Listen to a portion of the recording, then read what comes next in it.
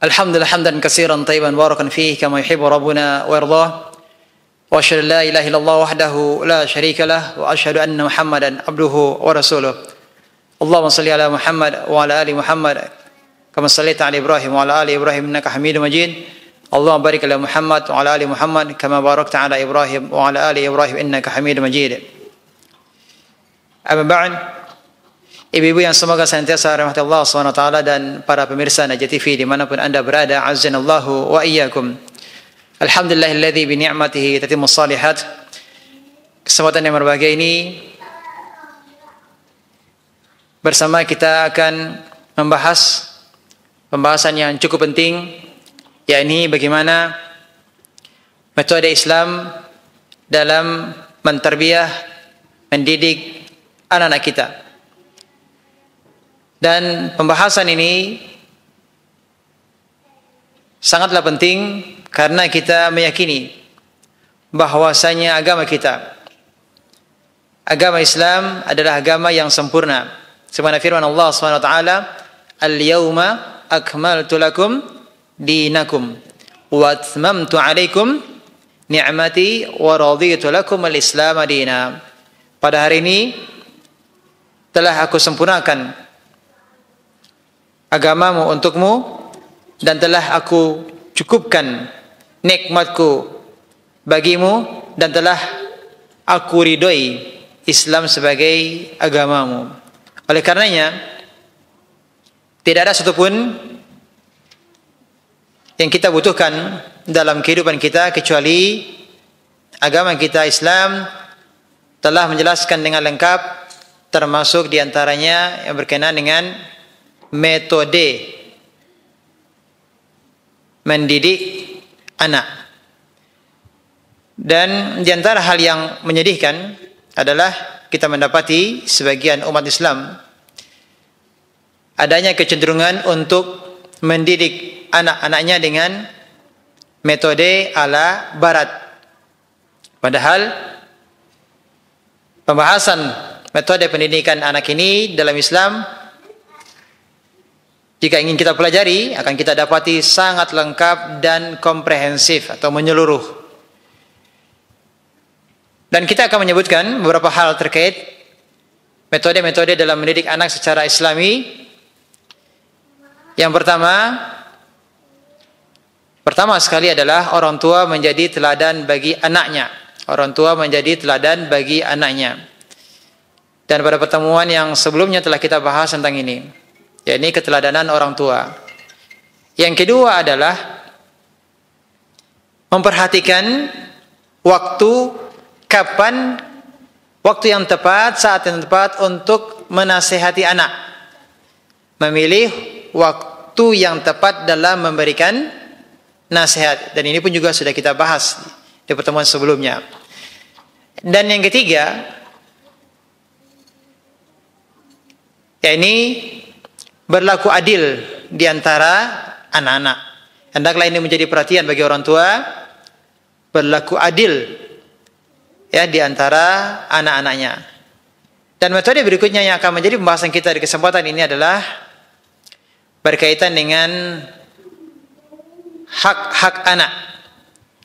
Yakni metode yang berikutnya memperhatikan hak anak. Ya, di antara metode Islam dalam mendidik anak adalah mengakui dan memperhatikan hak-hak mereka.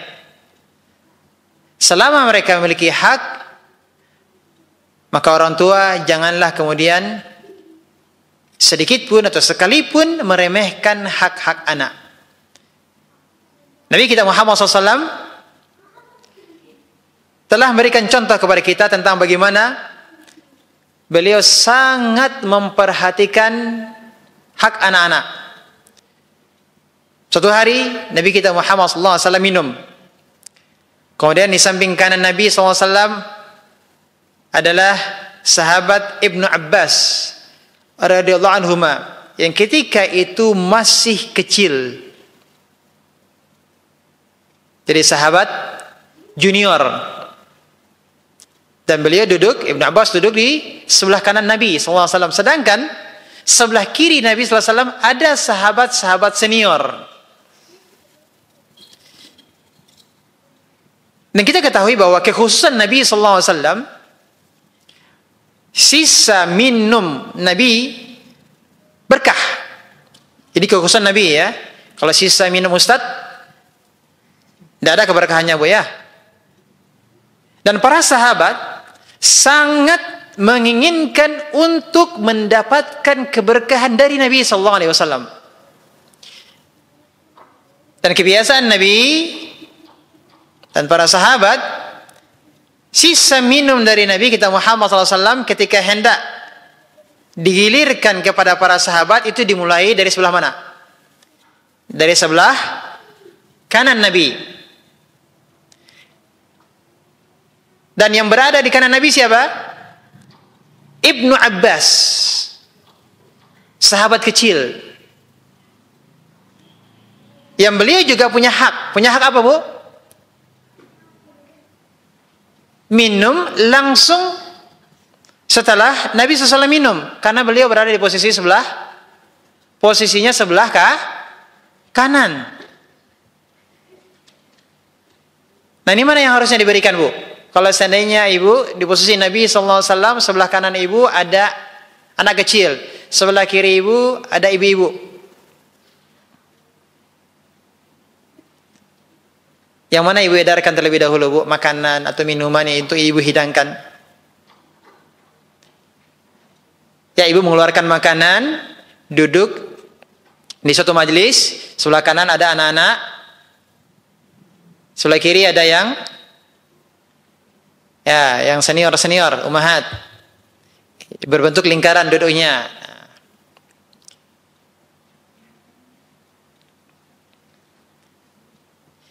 Dalam hal ini, Nabi kita Muhammad SAW berkata kepada Ibnu Abbas, beliau minta izin agar bekas minum beliau diberikan lebih dahulu kepada para sahabat senior yang berada di posisi sebelah kiri Nabi SAW. Apa kata Nabi kepada Ibnu Abbas? Ata'dzanu li an u'tiya haula? Apakah kamu mengizinkan aku untuk memberikan minuman ini kepada mereka? Faqala al-gulam, maka berkata anak kecil itu, siapa? Ibnu Abbas. Apa kata Ibnu Abbas? La. Wallahi ya Rasulullah, demi Allah, tidak wahai Rasulullah, aku tidak akan memberi bagianku darimu kepada seorang pun. Karena Ibnu Abbas juga ingin apa? Langsung mendapatkan bagian dari bekas minum Nabi SAW. Bagaimana sikap Nabi? Maka Nabi SAW kemudian memberikan bekas minum beliau kepada Ibnu Abbas. Apa pelajarannya Bu? Dari sini kita bisa melihat bagaimana praktek Nabi SAW dalam menunaikan hak anak-anak. Dan ini menjadi pelajaran bagi kita bahwa ketika sang anak memiliki hak, maka jangan kemudian kita sebagai orang tua menyepelekan hak mereka, atau bahkan sampai melalaikan hak-hak mereka. Kamu masih kecil lah. Nah, malah dibilang tidak sopan, itu ada yang senior. Nah.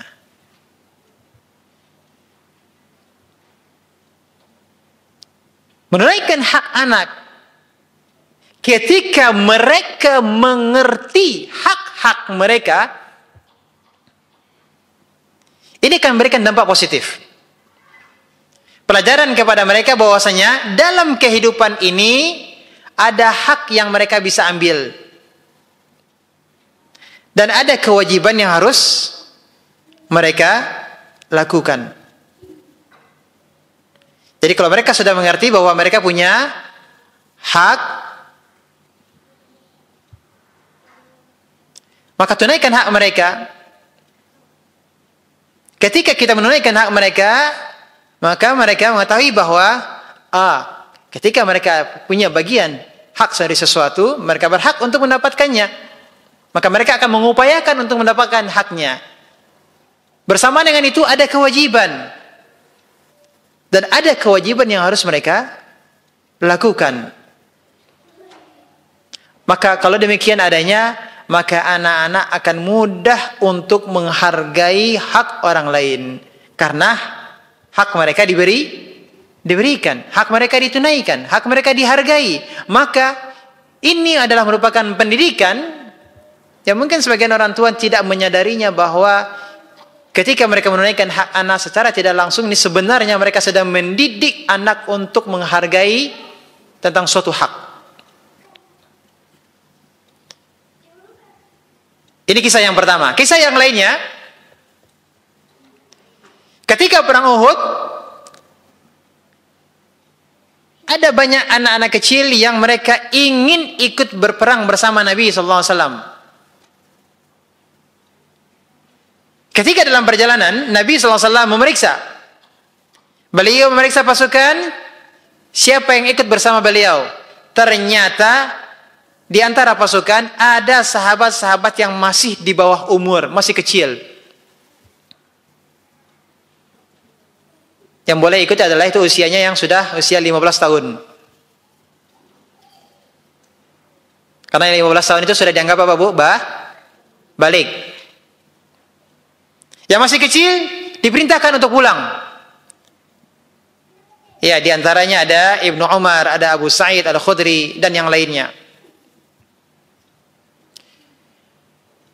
Namun di antara mereka ada seorang sahabat yang masih kecil bernama Rafi' bin Khadij. Dia punya keahlian. Apa keahliannya, Bu? Pandai memanah. Berarti skillnya dibutuhkan atau tidak? Dibutuhkan dalam perang. Rafi' bin Khadij minta izin kepada Nabi SAW untuk ikut berperang. Dan dia diizinkan karena kepandaiannya dalam memanah. Dan Rafi' punya sahabat bernama Samurah bin Jundub. Dia juga ingin diizinkan oleh Nabi untuk bisa ikut berperang bersama beliau. Maka Samurah bin Jundub minta kepada ayahnya, yang ayahnya Samurah ini juga ikut berperang. Ya, akan berangkat ikut berperang. Nah, anaknya Samurah bin Jundub ini ya minta izin kepada ayahnya untuk menyampaikan kepada Nabi agar dia, yakni Samurah bin Jundub, diizinkan untuk ikut berperang. Sebagaimana halnya Rafi' bin Khadij juga diizinkan untuk berperang. Dengan dalil bahwasanya Samurah bin Jundub dia mampu mengalahkan Rafi' bin Khadij kalau mereka berduel. Jadi menurut Samurah bin Jundub, sahabat kecil ini, Rafi' bin Khadij diizinkan. Saya kalau berduel dengan Rafi', saya menang.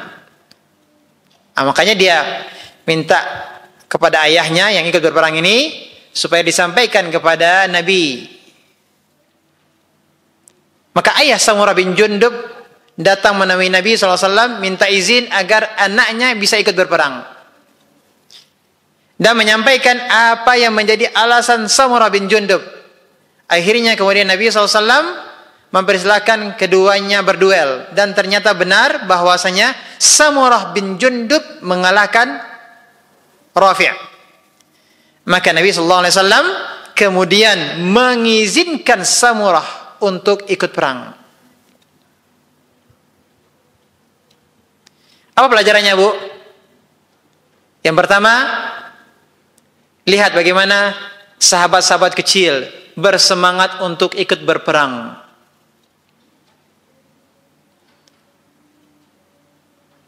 Fi sabilillah.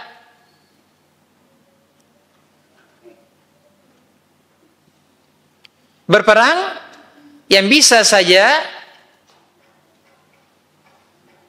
dia akan tewas terbunuh dalam peperangan.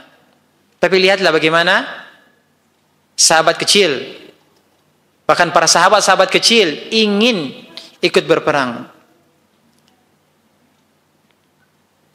usia 15 tahun yang diizinkan. Kecuali tadi Rafi dan Samurah. Anak kita usia 15 tahun sudah bisa apa, Bu?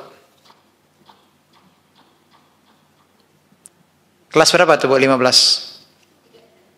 Hah? Kelas? Kira-kira kalau ikut berperang bisa, Bu? Belum? Oh, belum. Tapi kalau perang-perangan bisa, Bu, ya?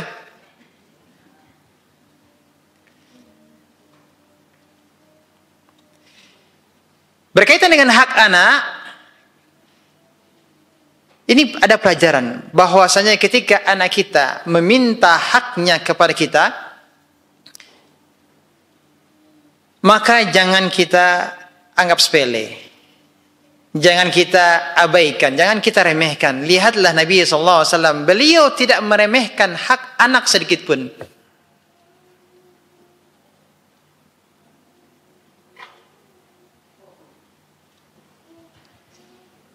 Demikian juga dengan anak-anak yang datang ke masjid kemudian menempati saf yang pertama. Tentunya anak-anak yang sudah mumayyiz, yang sudah mengerti salat. Ketika mereka mengambil posisi di saf yang pertama, tentunya bukan di belakang imam, karena di belakang imam itu adalah orang dewasa yang akan menggantikan imam ketika imamnya batal. Jadi anak-anak itu agak jauh di sisi kanannya atau di sisi kiri di saf pertamanya, ya, sisi kanan imam atau sisi kiri dari imam yang di bagian makmumnya di saf pertama tersebut. Maka ketika anak-anak ini sudah berada di saf pertama dekat imam atau di saf pertama walaupun tidak dekat dengan imam tapi sudah di saf pertama, bolehkah kita minta anak-anak itu untuk mundur ke belakang? Tapi di sebagian masjid kita melihat anak-anak belakang.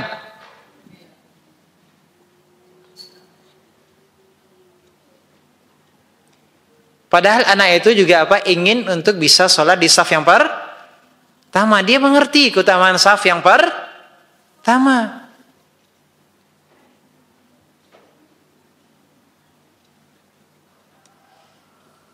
Dan dia berhak. Kenapa? Dia telah datang lebih dahulu. Selain itu, ketika sang anak awalnya termotivasi untuk datang lebih awal ke masjid untuk mendapatkan saf pertama, nah sekarang disuruh mundur. Gimana perasaannya, Bu? Kalau tiba-tiba ada yang suruh mundur? Kecewa.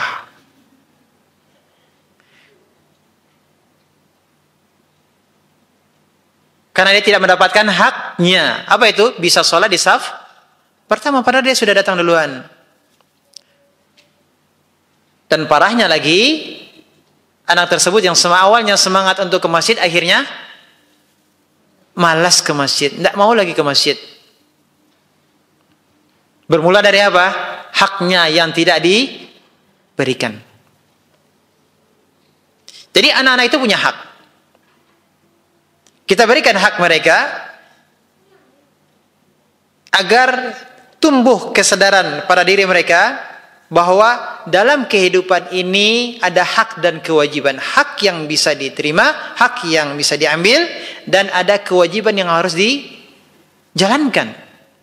Inilah diantara metode tarbiyah Nabi SAW dalam mendidik anak. Metode yang lainnya, yakni orang tua berbicara sesuai dengan nalar anak. Ketika berbicara dengan anak,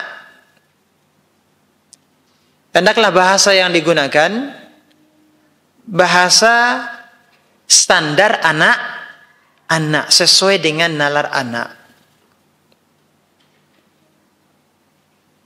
Dan Nabi SAW ketika berbicara dengan anak-anak, beliau berbicara kepada mereka sesuai dengan akal dan nalar mereka.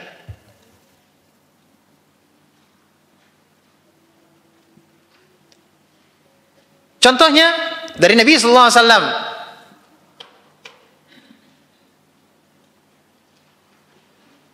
Nabi sallallahu alaihi wasallam ketika melihat saudara Anas bin Malik. Anas bin Malik memiliki saudara beda ayah. Dan mereka terpaut usia yang cukup jauh. Saudara Anas bin Malik tersebut memiliki peliharaan seekor burung.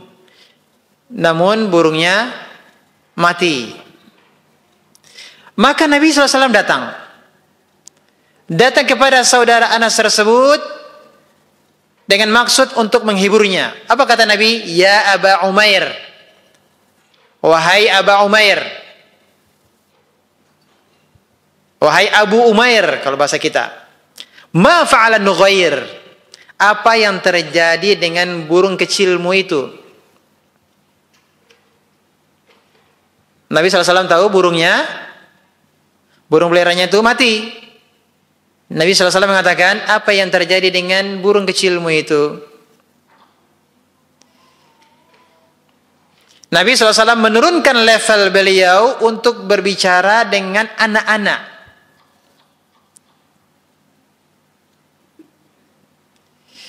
Bisa jadi anak tersebut belum bisa menjawab apa yang ditanyakan. Tapi pertanyaan yang ditanyakan oleh Nabi SAW itu adalah bahasa bersama dengan anak. Bagaimana sedihnya seorang anak ketika dia sedang senang-senangnya dengan sesuatu, ada mainannya, kemudian hilang, burung peliharanya mati. Nabi SAW berikan contoh. Bagaimana cara menghadapi anak yang dalam kondisi tersebut? Bagaimana cara beliau SAW berbicara kepada anak ini? Beliau menyesuaikan diri. Menyesuaikan diri, gaya bahasanya, gaya bahasa berkomunikasi dengan anak-anak.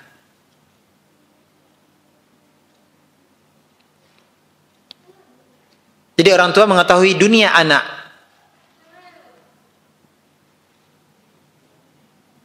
Maka bahasa yang kita sampaikan pun juga bahasa yang bisa diterima, dipahami oleh anak-anak. Nah, di antara yang lainnya adalah kisah Nabi Muhammad SAW dengan Aisyah radhiyallahu anha. Rasulullah SAW ketika beliau tiba dari perang Tabuk atau Khaybar, sementara kamar Aisyah ditutup dengan semacam tirai. Kemudian ketika ada angin yang bertiup, sitar atau tirai tersebut tersingkap, kemudian nampak boneka-boneka Aisyah. Jadi Aisyah radhiyallahu anha punya mainan boneka-boneka. Kemudian Nabi SAW bertanya, wahai Aisyah, ini apa? Aisyah menjawab, banati, anak-anakku. Maksudnya apa? Boneka-bonekaku. Kemudian Rasulullah SAW juga melihat ada patung kuda yang mempunyai 2 sayap. Maka beliau bertanya, apa yang aku lihat di tengah-tengah boneka-bonekamu itu?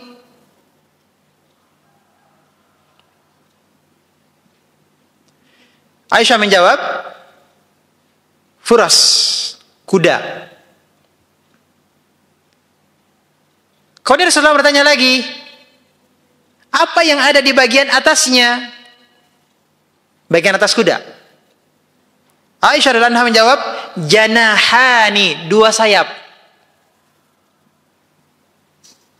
Nabi SAW bertanya lagi, kuda mempunyai 2 sayap?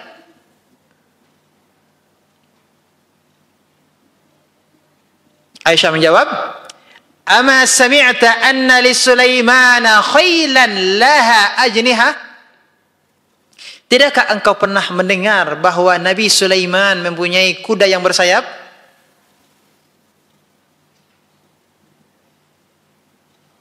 Kemudian Aisyah mengatakan, Rasulullah SAW tertawa sampai aku dapat melihat giginya. Apa pelajarannya, Bu? Bagaimana Nabi SAW berbicara kepada Aisyah yang ketika itu masih kanak-kanak, berbicara sesuai dengan nalar anak, berusaha masuk ke dalam dunia anak. Boneka-boneka dibilang apa? Anak-anak perempuan. Ya. Boneka-boneka dibilang apa? Kuda. Kudanya ada sayapnya. Masuk ke dalam dunia anak.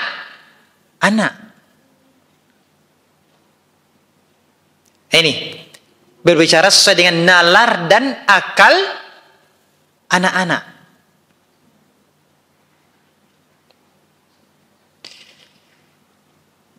Kisah yang lainnya, ada 2 orang remaja yang ditemui oleh para sahabat. Lokasinya dekat lokasi perang Badar. Ketika itu Rasulullah SAW mengutus para sahabat mencari tahu tentang musuh, berapa jumlah musuh.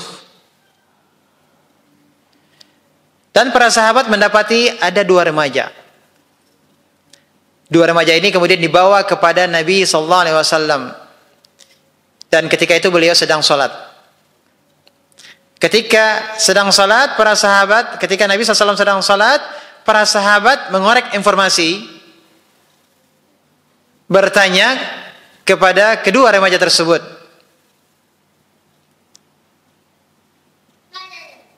Dua remaja ini mengaku mereka ini adalah 2 orang yang bertugas memberi minum pasukan Makkah. Akan tetapi para sahabat tidak percaya dengan apa yang mereka katakan. Dan memukuli kedua remaja tersebut. Akhirnya kedua mengaku sebagai anak buah Abu Sufyan. Nabi SAW ketika selesai sholat, maka Nabi SAW tegur para sahabat karena telah memukul 2 remaja tersebut ketika mereka jujur dan membiarkannya ketika berdusta.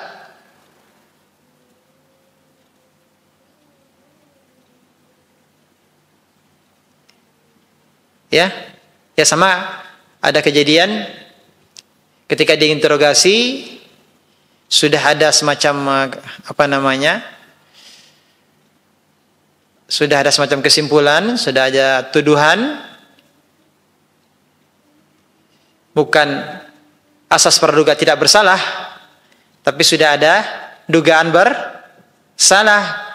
Kemudian ketika diinterogasi, jawaban yang diinginkan tidak keluar. Akhirnya apa? Pukul.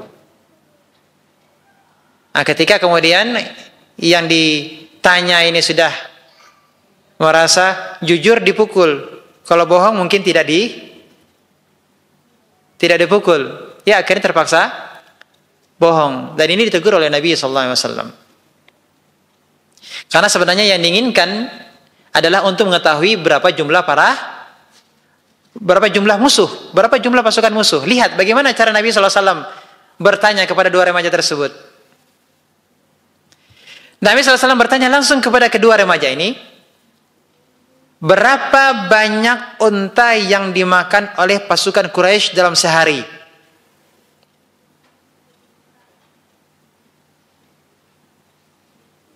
Berapa banyak unta yang dimakan oleh pasukan Quraisy dalam sehari? 2 remaja ini bisa jawab atau tidak? Bisa. Ya karena mereka melihat berapa unta yang disembelih. Ya karena mereka berdua bertugas untuk memberikan minum untuk pasukan Quraisy tersebut. Maka mereka menjawab sekitar 9 atau 10 ekor unta yang disembelih untuk mereka konsumsi dalam sehari. Maka berarti kemudian kesimpulannya berapa jumlah pasukan, Bu? Maka Nabi SAW mengatakan bahwa jumlah pasukan Quraisy sekitar 900 sampai 1000 orang. Kenapa? Satu unta itu dikonsumsi oleh 100 orang dalam sehari. Berarti kalau ada 9 sampai 10 ekor, berarti pasukannya berjumlah 900 sampai 1000 orang. Nah, Nabi SAW berbicara kepada mereka sesuai dengan nalar mereka, nalar remaja. Karena kalau mereka ditanya berapa jumlah pasukan, mereka bisa menjawab. Gimana mereka mau menghitungnya? 1000 orang mau dihitung? Maka Nabi SAW bertanya dengan pertanyaan yang mereka ketahui jawabannya. Dan dari jawaban tersebut Nabi SAW bisa mengetahui jumlah pasukan musuh. Oleh karenanya, ini adalah merupakan metode Nabi SAW dalam mendidik anak-anak. Apa itu? Bu? Berbicara kepada anak-anak dengan pembicaraan yang sesuai dengan level mereka, sesuai dengan nalar mereka. Kalau kita masuk ke dalam dunia mereka, maka metode ini akan terpakai.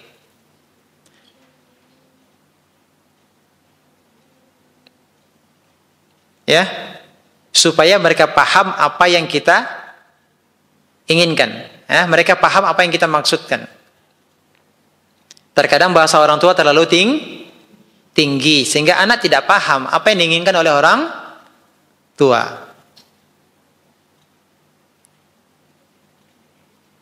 Ya. Kadang anak tidak paham apa yang ditanyakan oleh orang tua.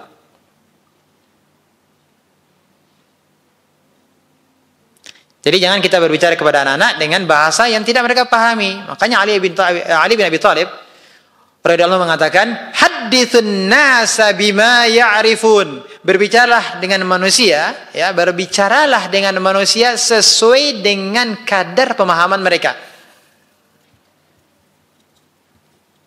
Metode berikutnya. Sudah berapa, Bu? Yang kita pelajari hari ini? Lanjut. Metode berikutnya adalah agar tidak mencerca dan mencela mereka. Jauhkan diri kita, wahai para orang tua, dari mencerca dan mencela anak-anak. Karena mencela, mencerca adalah metode yang buruk dalam mendidik anak-anak. Dan banyak orang tuanya yang nyinyir sampai menyurutkan anak, mencela anak. Maka ini perlu perhatian. Ketika kita menegur atau mengingatkan anak-anak, jangan kita mencela mereka, jangan kita mencerca mereka, jangan kita hina mereka. Kita menggunakan kalimat yang baik. Yang menggunakan kalimat yang baik, tidak perlu ada celaan dan hinaan dalam teguran. Ketika kita menegur mereka, kalimat yang digunakan adalah kalimat yang baik, bukan kalimat celaan atau cercaan. Lihatlah kesaksian dari Anas bin Malik. Kata Anas bin Malik, aku menjadi pelayannya Nabi SAW sudah berapa tahun? 10 tahun. Kemudian beliau bersumpah demi Allah, selama itu beliau tidak pernah berkata uf. Uf itu apa? Kalau bahasa kita mungkin kita katakan hus. Nabi SAW tidak pernah mengatakan yang seperti itu kepada Anas bin Malik. Dan Anas bin Malik ini adalah yang sehari-harinya membantu Rasulullah SAW selama 10 tahun menjadi pembantu Nabi. Dan Nabi SAW, kata Anas, tidak pernah membentakku dengan perkataan, hai, kenapa kamu tidak melakukan ini? Kenapa kamu tidak melakukan itu? Ya. Kenapa engkau kerjakan ini? Kenapa engkau berbuat seperti ini? Kenapa tidak engkau kerjakan itu? Nabi SAW tidak pernah mengatakan yang demikian. Dalam riwayat yang lain, Suatu hari Nabi SAW menyuruh Anas bin Malik untuk suatu keperluan.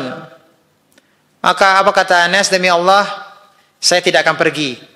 Nabi SAW menyuruhnya untuk pergi berbuat sesuatu, namun kata Anas, demi Allah saya tidak akan pergi. Padahal di dalam hatinya beliau ingin untuk melaksanakan perintah Nabi SAW. Maka kemudian kata Anas, aku pun pergi. Aku melewati beberapa anak yang sedang bermain-main di pasar. Maka kemudian tiba-tiba Rasulullah SAW menepuk pundak Anas. Ya, beliau menepuk dari belakang. Anas pun menengok. Ternyata itu adalah Rasulullah SAW. Rasulullah SAW tertawa. Apa kata Rasulullah SAW? Ya Unais. Namanya Anas, tapi dipanggil Unais. Artinya Anas kecil. Ismu tasgir. Kitab, buku, kutaib, buku kecil. Hai Anas kecil, sudahkah engkau melaksanakan apa yang aku perintahkan? Apa kata Anas? Ya, saya akan pergi untuk melaksanakannya ya Rasulullah. Kemudian persaksian Anas, demi Allah 9 tahun lamanya aku membantu Rasulullah SAW, tidak pernah aku dapatkan beliau menegur atas apa yang kukerjakan dengan ucapan, mengapa kamu tidak melakukan begini dan begitu.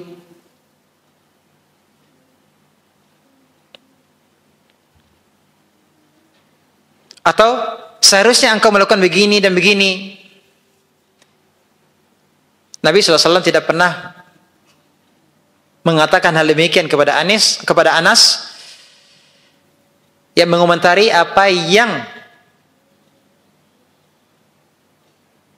tidak dikerjakannya, atau mengomentari apa yang dikerjakannya.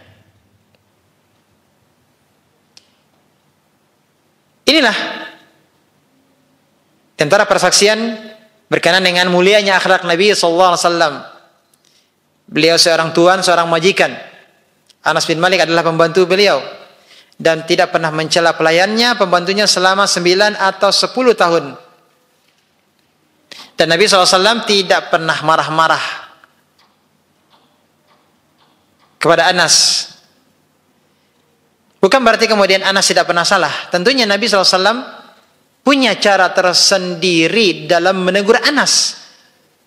Namun tentu caranya sekali lagi bukan dengan mencela, mencerca, menghina, membentak, tidak. Jadi ini adalah metode Nabi SAW dalam mentarbiyah atau mendidik anak-anak. Maka hendaknya kita sebagai orang tua pun demikian. Mendidik mereka ketika kita menegur mereka tidak dengan celaan, hinaan, cercaan, membentak, dengan marah, akan tetapi gunakanlah kata-kata yang lembut. Kata-kata yang lembut disertai dengan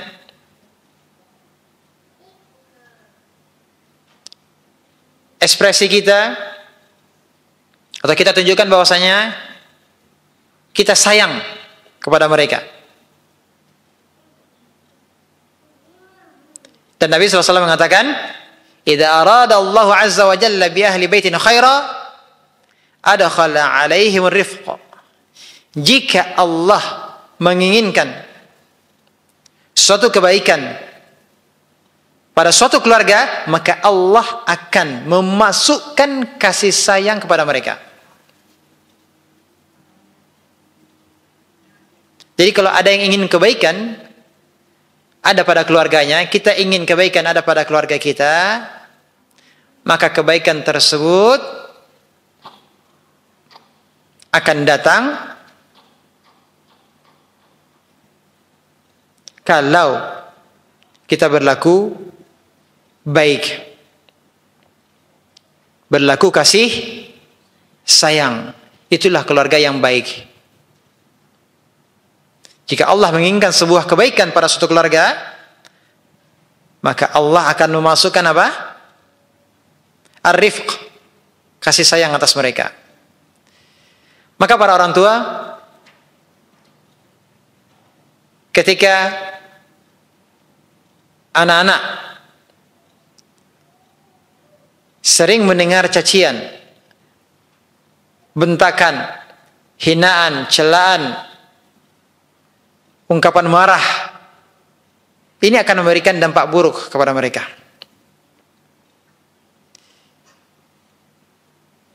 Di antaranya dampak buruknya adalah apa?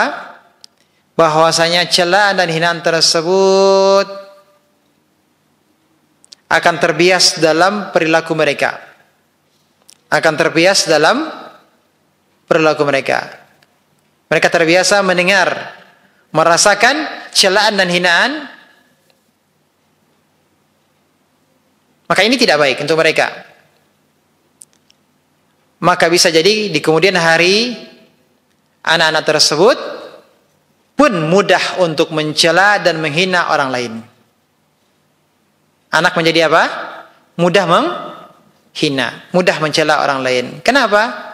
Karena dahulunya mereka korban. Yang akan datang mereka menjadi pelaku. Maka anak-anak yang melakukan kekerasan secara verbal atau secara fisik, istilahnya apa? Bullying. Bisa jadi, dan kebanyakan mereka, atau bisa dikatakan mereka itu adalah korban-korban kekerasan fisik ataupun verbal dari anggota keluarga mereka juga.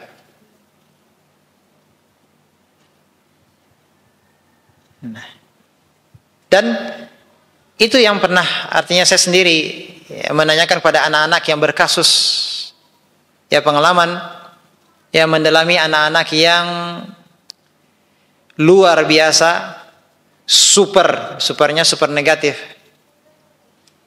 sering berkasus. Ternyata ketika didalami, kasihan. Ternyata mereka ada anak yang sudah dibiasa dipukul dengan ikat pinggang oleh bapaknya. Ada juga yang ibunya biasa mukul pakai sapu. Itu anak yang lainnya. Ada juga dengan kekerasan dari abang-abangnya. Ya, abang-abangnya juga dari orang tuanya juga.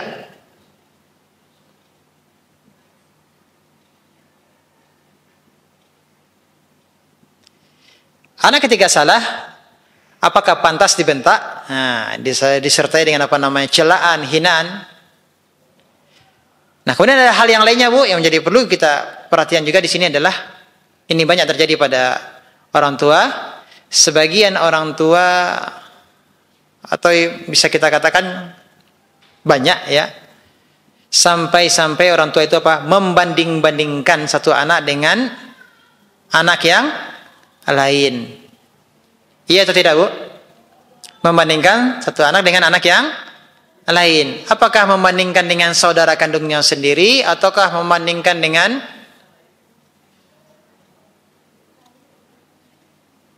sepupunya, ataukah membandingkan dengan tetangganya, ataukah membandingkan dengan kawan sekolahnya?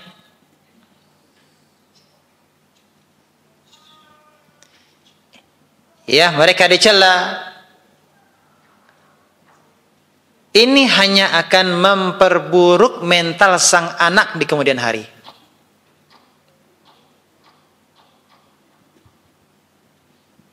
Maka jangan sampai ini terucap di hadapan mereka.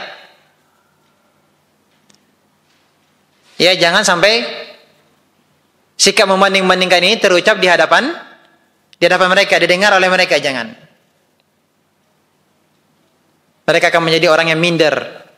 Atau bisa jadi mereka akan benci orang yang membenci orang yang apa? Yang kita jadikan sebagai perbandingan. Dibandingkan dengan saudaranya, maka dia akan memusuhi saudaranya.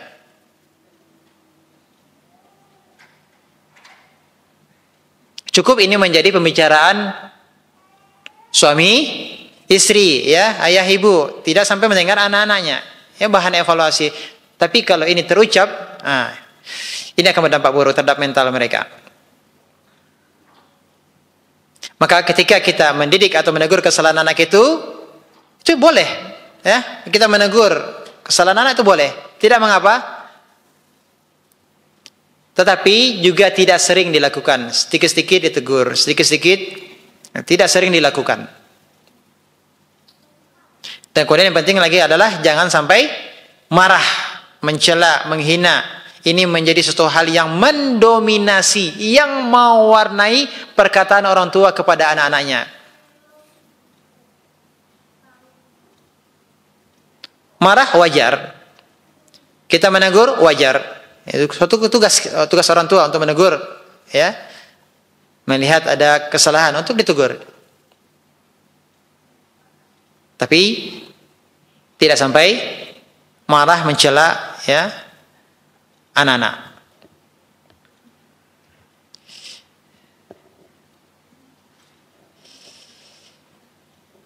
Berikutnya apa?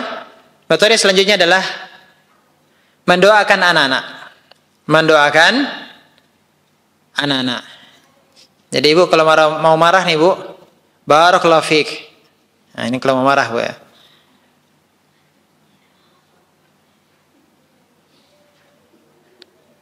Semoga Allah memperbaikimu. Nah, marahlah bu.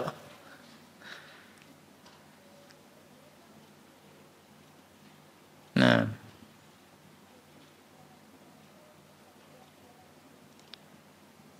Jadi di antara bentuk tarbiyah sebagai orang tua kepada anak-anak adalah sering mendoakan anak-anak.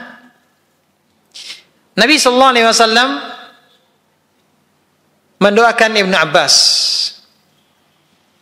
Apa doanya? Allahumma faqihhu fid din wa 'allimhu ta'wil. Ya Allah, jadikanlah dia, yakni Ibnu Abbas, faqih dalam ilmu agama dan ajarkanlah dia ilmu tafsir Al-Qur'an. Dan Nabi SAW juga mendoakan Anas bin Malik. Apa doa Nabi SAW kepada Anas bin Malik? Allahumma rzuqhu malan wa waladan wa barik lahu fih. Ya Allah, karuniakanlah dia, yakni Anas, harta dan anak-anak, dan berilah dia keberkahan di dalamnya. Keberkahan pada harta dan anak-anaknya.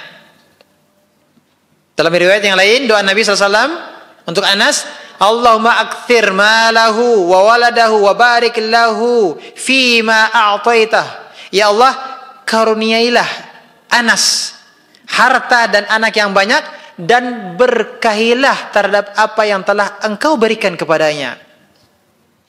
Akhirnya dari doa Nabi sallallahu alaihi wasallam, Anas bin Malik menjadi seorang yang kaya raya. Kebunnya berbuah 2 kali dalam setahun. Sementara kebun yang lain hanya sekali dalam setahun. Kebunnya Anas 2 kali dalam setahun.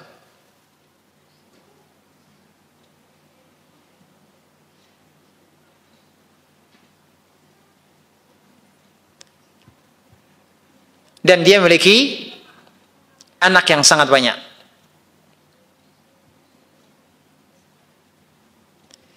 Maka kita sebagai orang tua, kita mendoakan anak-anak kita. Karena doa orang tua untuk anaknya akan dikabulkan. Itu pasti. Karena 3 macam doa yang akan dikabulkan, yang tidak ada keraguan.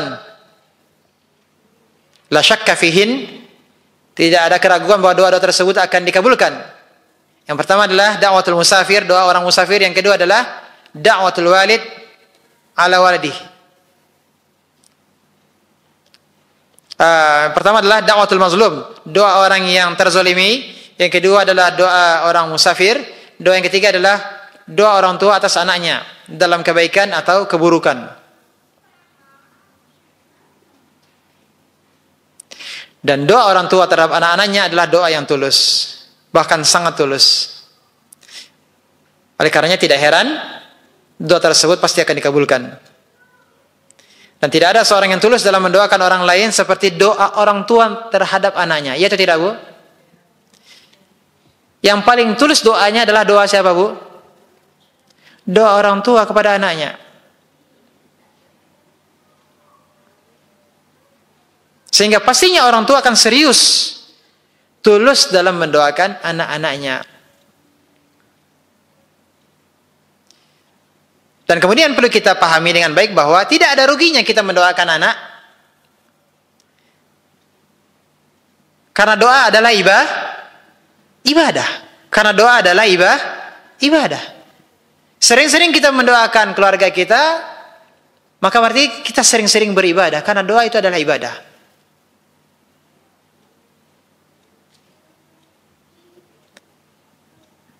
Bukankah Allah Ta'ala berfirman tentang ciri penghuni surga yang diantaranya adalah mereka sering berdoa. Walladzina yaquluna rabbana hab lana min azwajina wa dhurriyyatina qurrata a'yun waj'alna lil muttaqina imama. Penghuni surga tersebut, yakni orang-orang yang berdoa, Rabbana, ya Rabb kami, anugerahkanlah kepada kami, pasangan kami dan keturunan kami sebagai penyejuk hati kami. Dan jadikanlah kami pemimpin bagi orang-orang yang bertakwa. Dan ini juga dipraktikkan oleh para nabi dan rasul. Nabi Ibrahim alaihissalam, betapa banyak rangkaian doa yang beliau panjatkan untuk anaknya. Di antaranya apa? Ibu hafal? Rabbi ja'al hadal balada amina wajnubni wa baniya an na'budal asnam. Wahai Rabb, jadikanlah negeri ini, negeri Makkah, negeri yang aman, dan jauhkanlah aku beserta anak cucuku agar tidak menyembah berhala. Ya. Doa Nabi Ibrahim agar beliau dan keturunannya tidak melakukan apa?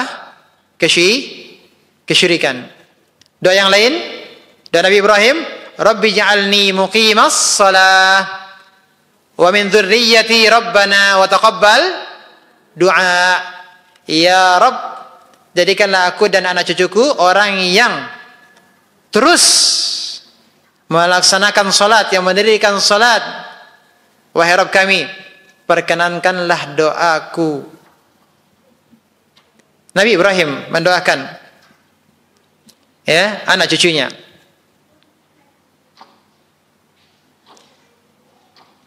Maka jangan lupa untuk kita senantiasa mendoakan anak-anak kita. Dan di antara waktu yang sangat bagus, yang tepat untuk kita mendoakan diri kita dan keluarga kita, kapan? Sepertiga malam yang terakhir saat salat tahajud. Ya, waktu salat tahajud, waktu yang mustajab. Kita bangun salat malam, mendoakan anak kita, mendoakan kebaikan mereka. Berdoa agar mereka tidak terfitnah di zaman yang penuh fitnah ini. Berdoa agar mereka menjadi anak yang soleh dan salihah, berbakti kepada orang tuanya. Anak-anak yang berbarokah, bermanfaat untuk Islam dan umat. Kita doakan mereka. Ini sangat penting. Dan kita minta kepada Allah agar Allah menjaga mereka. Dan tidak ada yang bisa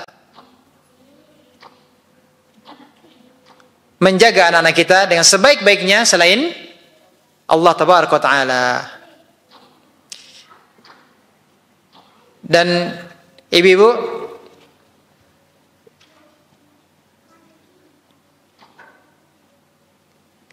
diketahui bahwa di antara kebiasaan ya orang-orang Arab ya ketika mereka menelepon anak-anaknya, mereka sering terlebih dahulu apa? Mendoakan anaknya dengan doa yang baik. Tapi kalau di Indonesia ada bu, menelepon anak kemudian mendoakan, Assalamualaikum, semoga begini segala macamnya. Ya. Ada seperti itu bu. Bahkan sebagian orang tua malu untuk mendoakan anaknya, baik secara langsung maupun via telepon, malu.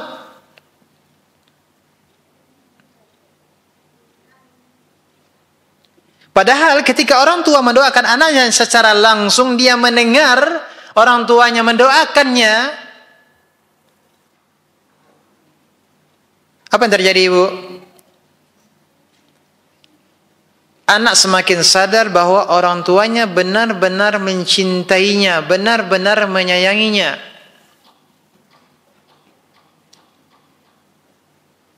Dia mendengar langsung orang tuanya mendoakannya. Maka sang anak menjadi termotivasi untuk tidak mengecewakan orang tuanya.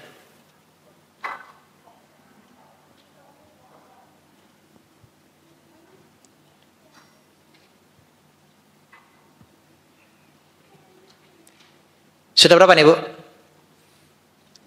Sudah banyak? Cukup? Lanjut.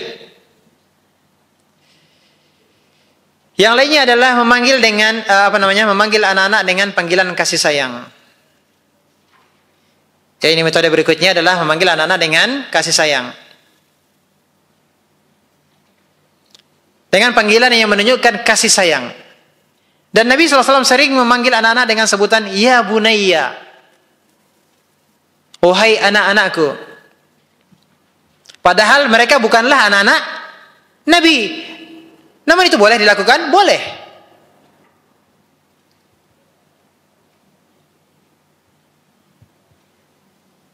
Ya ibna akhi, wahai putra saudaraku. Ini menunjukkan kasih sayang terhadap anak-anak yang dipanggil ketika mungkin kita ingin menasehati anak.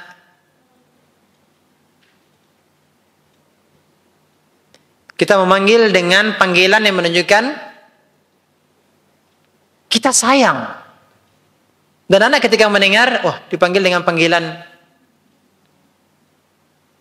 Ya kalau kita mungkin panggil kawan kita gimana, Bu? Ya. Kalau kita mungkin tidak malu-malu ya dengan kawan ya, manggil say gitu ya. Apa kabar say? Ya. Tapi kalau anak panggil say enggak?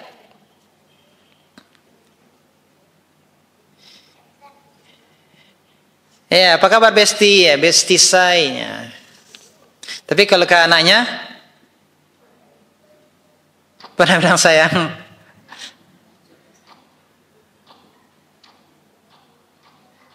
Nak sayang, ya dia. Coba ya.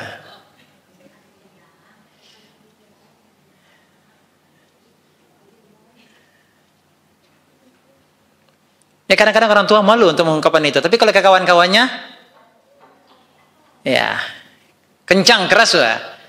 Apa kabar say? Nah, aduh itu dah. Semuanya say semuanya ya.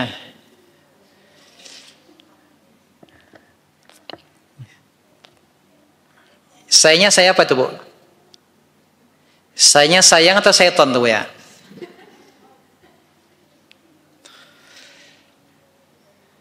Apa kata Nabi sallallahu alaihi wasallam memanggil anak-anak, "Ya gulam, wahai anak, pemuda, remaja." Gulam. Bahkan tadi sebelumnya sudah kita pelajari, "Ya Aba Umair." Nabi sallallahu alaihi wasallam memanggil dengan kunyah. Abu Umair, padahal masih anak-anak dipanggil dengan Abu. Ya kepada Anas, siapa tadi? Saudaranya Anas bin Malik yang masih kecil. "Ya Aba Umair."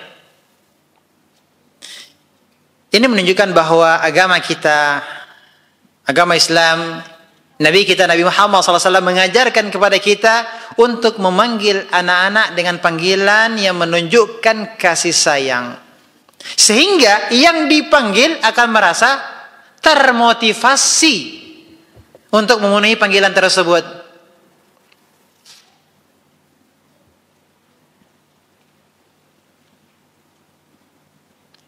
Maka di sini pun juga menjadi catatan, jangan sampai kita panggil anak-anak kita dengan panggilan yang buruk. Apa panggilan yang buruk? Ya, ada yang manggil anaknya dengan bilang barua. Apalagi iblis. Hah?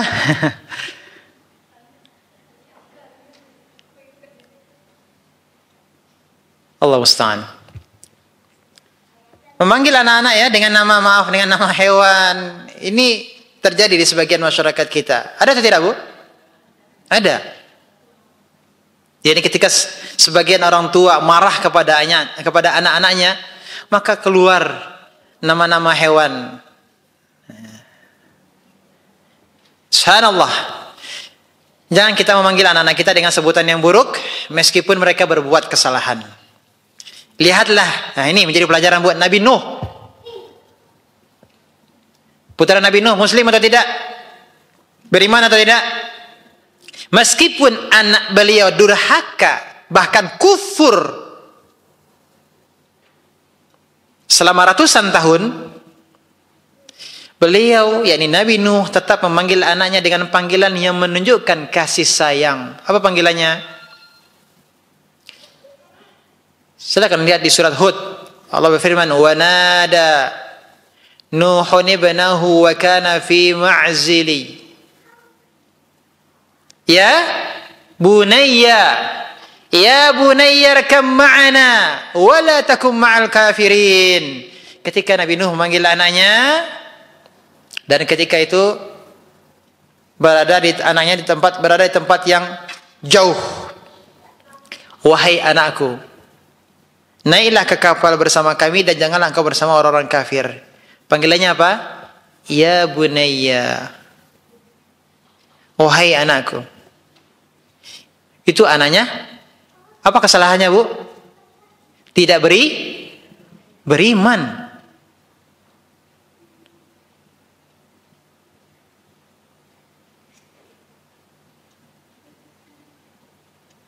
Maka ini sebenarnya adalah kebiasaan sebenarnya. Kebiasaan orang tua. Ketika seseorang yang memang dahulunya terbiasa, berkata-kata kotor, ya memanggil dengan panggilan yang buruk, tidak mengenal adab, atau tidak mau mempraktikkan adab yang baik, dan merasa bahwa memanggil anak-anak dengan kata-kata yang buruk itu adalah suatu yang biasa,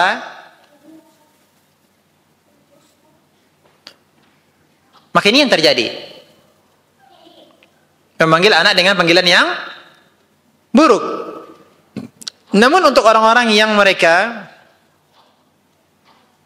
diberi pendidikan tentang adab, orang tuanya berkata yang baik, ya keluarganya juga berkata yang baik, berkata lembut, ya hidup biasa mendengar kata-kata yang baik, mereka belajar tentang adab-adab, maka tentu orang tua yang seperti ini tidak akan memanggil anak-anaknya dengan kata-kata yang buruk. Oleh karenanya kita membiasakan diri kita belajar untuk berkata-kata yang baik. Semoga Allah berikan taufik, Allah mudahkan. Ya, kita ada niat yang kuat, punya tekad yang kuat untuk berkata-kata yang baik. Maka pasti ini bisa dilakukan. Ya. Kita ada niat yang kuat, niat kuat untuk berkata-kata yang baik, dan kita minta kepada Allah untuk diberi taufik, dimudahkan oleh Allah Subhanahu wa taala. Berikutnya adalah, cukup ya?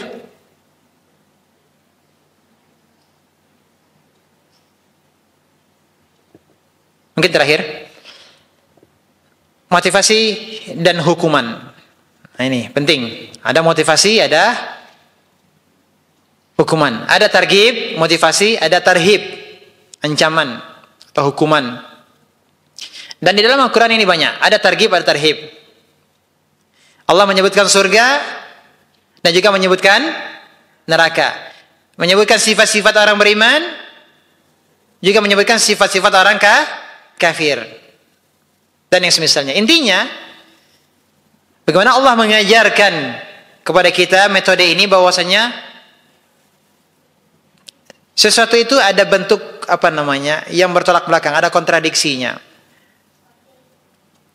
Maka demikian juga kepada anak-anak juga ada targhib, ada tarhib, ada motivasi dan ada peringatan, ancaman, hukuman. Nah, motivasi kepada anak-anak ini beragam. Beragam bentuknya. Kalau mereka berhasil, kalau kita minta kepada anak-anak kemudian mereka melakukannya atau berhasil mencapai sesuatu, maka kita bisa memotivasinya untuk lebih baik lagi. Bagaimana caranya? Bisa dengan berupa hadiah materi, atau kalau tidak ada hadiah materi, bisa kita berikan apa, Bu? Pujian.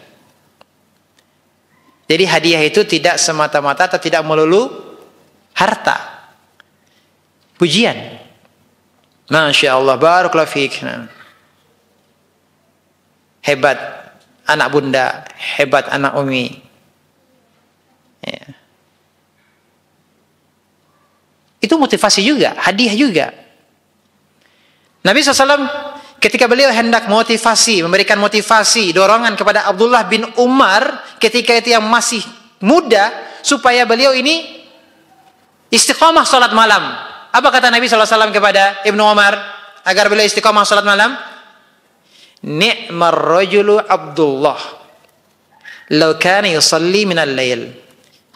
Sungguh Abdullah bin Umar adalah sebaik laki-laki kalau dia mendirikan salat malam.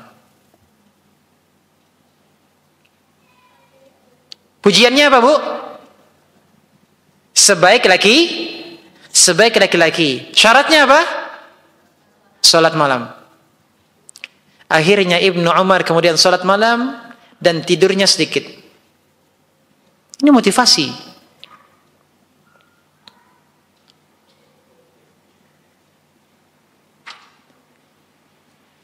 Dan demikian juga Ibnu Umar pernah dimotivasi oleh ayahnya. Siapa? Umar bin Khattab radhiyallahu anhuma. Suatu ketika Nabi SAW bersama para sahabat-sahabat senior, Nabi SAW memberikan teka-teki. Apa kata Nabi? Teka-tekinya apa? Di antara pohon-pohon ada satu pohon yang tidak jatuh daunnya. Dan itu adalah perumpamaan bagi seorang muslim. Maka Nabi SAW bertanya, ceritakan kepadaku pohon apakah itu? Para sahabat senior menyangka bahwa itu adalah pohon yang ada di lembah. Namun Ibnu Umar, sahabat kecil, ingin menyampaikan bahwa, memberikan jawaban, pohon itu adalah pohon kurma. Namun Ibnu Umar sungkan, segan untuk memberikan jawaban, karena merasa dia yang paling muda. Di hadapannya ada sahabat-sahabat senior. Tidak enak dia mau menjawab. Kemudian Nabi SAW menjawab bahwa itu adalah pohon kurma. Jadi tidak ada yang bisa menjawab. Padahal Ibnu Umar sudah menduga itu jawabannya, pohon kurma. Setelah itu kemudian Ibnu Umar menceritakan hal ini kepada ayahnya, Umar bin Khattab. Kemudian apa kata Umar bin Khattab kepada anaknya? La an takuna qultaha ahabbu ilayya min an yakuna li kadza wa kadza.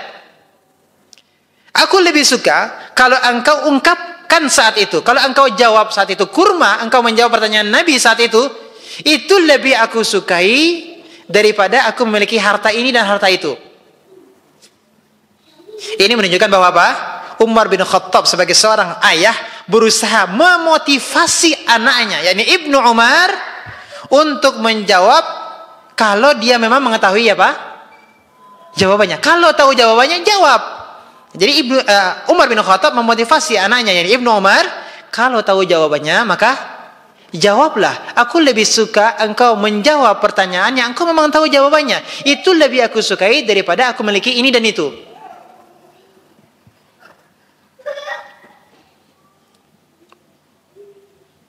Bisa dipahami, Bu?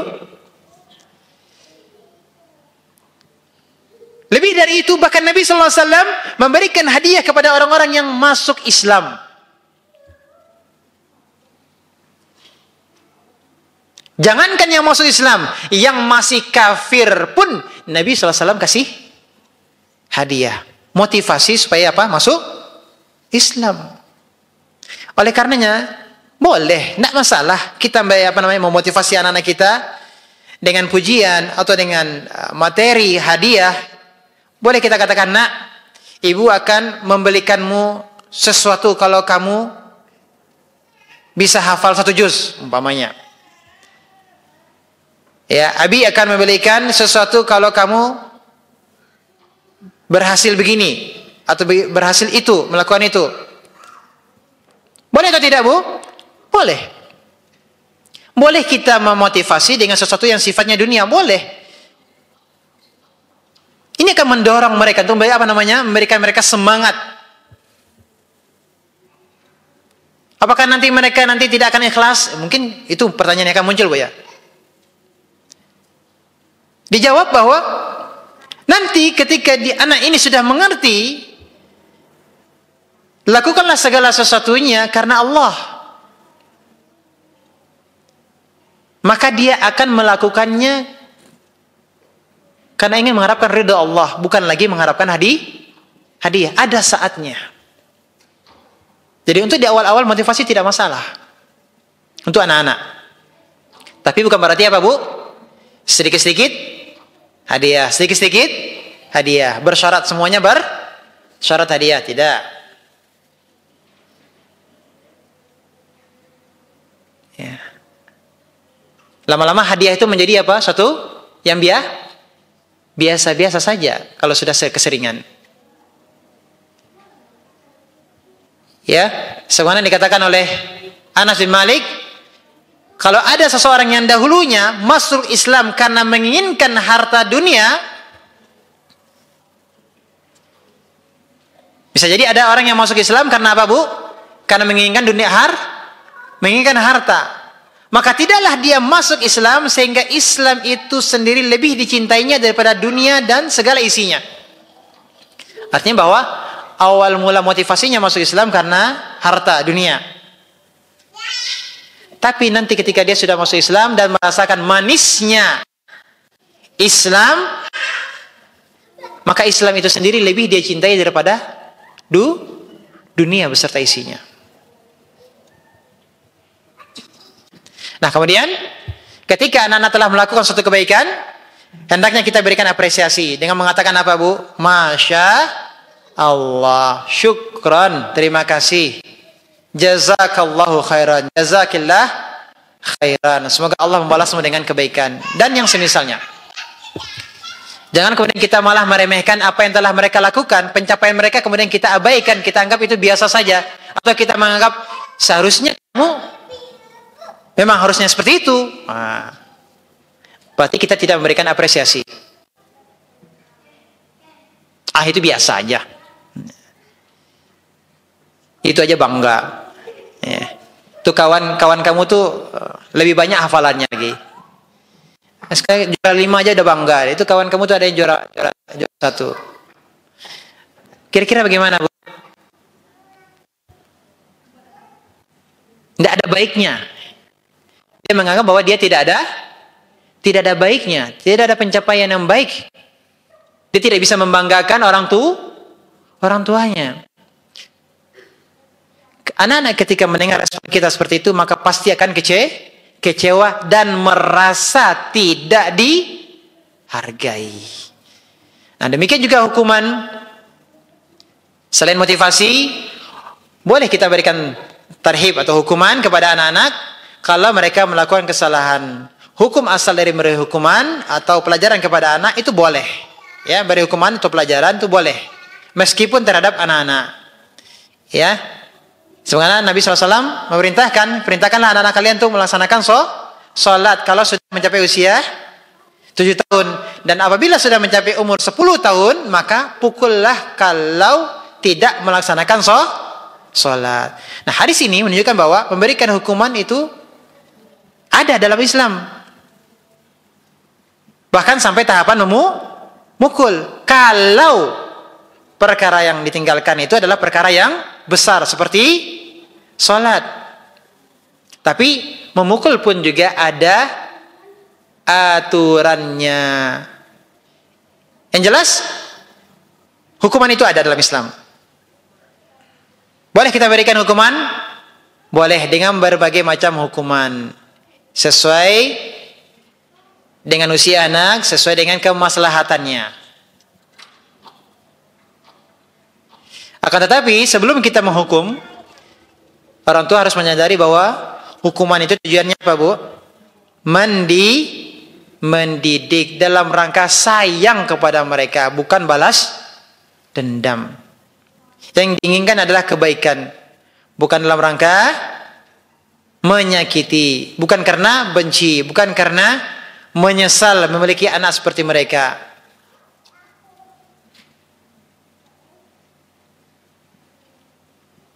Ya, akan berbeda ketika kita menghukum dengan kasih sayang dengan menghukum dengan kebencian. Akhirnya akan timbul apa? Kalau kita menghukum dengan kebencian akan berlaku zalim, tidak adil dalam menghukum. Maka kita juga bisa jadi kita akan jatuh dalam kezaliman. Maka ketika anak salah, boleh kita tegur, boleh diberi hukuman, karena kalau tidak, dikhawatirkan kesalahan atau perbuatan buruk tersebut menjadi apa? Menjadi perangai, tabiat yang tidak bisa diubah sampai mereka besar nanti. Maka perlu kita ingatkan, kita arahkan, ya. Akan tetapi sebelum kita memberi hukuman, kita harus menjelaskan kesalahan anak sebelum hukum.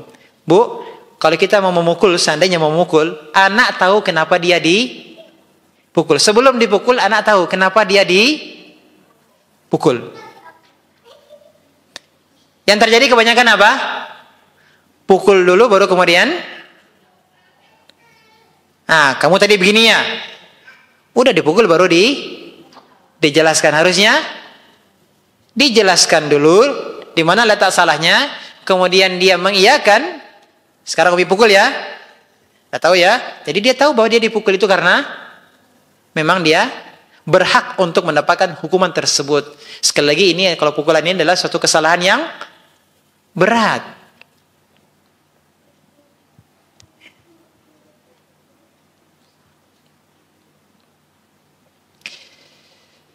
Ya, contoh seperti juga anak-anak yang berdusta, ya, dan yang lainnya. Allah Ta'ala alam. Ya, ataupun meninggalkan salat, ya, ini perkara-perkara yang berat. Namun sebelum kita menghukum, kita juga harus mempelajari kenapa anak itu berdusta. Apa sebabnya anak itu berdusta? Karena keterbatasan waktu, mungkin kita cukupkan dulu sampai di sini. Ya, semoga apa yang kita pelajari bersama bermanfaat, dan semoga Allah memberikan karunia kepada kita anak-anak yang soleh dan solehah. Anak-anak yang berbakti kepada kedua orang tuanya, anak-anak yang senantiasa mendoakan kebaikan untuk orang tuanya, anak-anak yang bermanfaat untuk Islam dan umat, anak-anak yang senantiasa mentauhidkan Allah Subhanahu wa taala, jauh dari segala bentuk maksiat.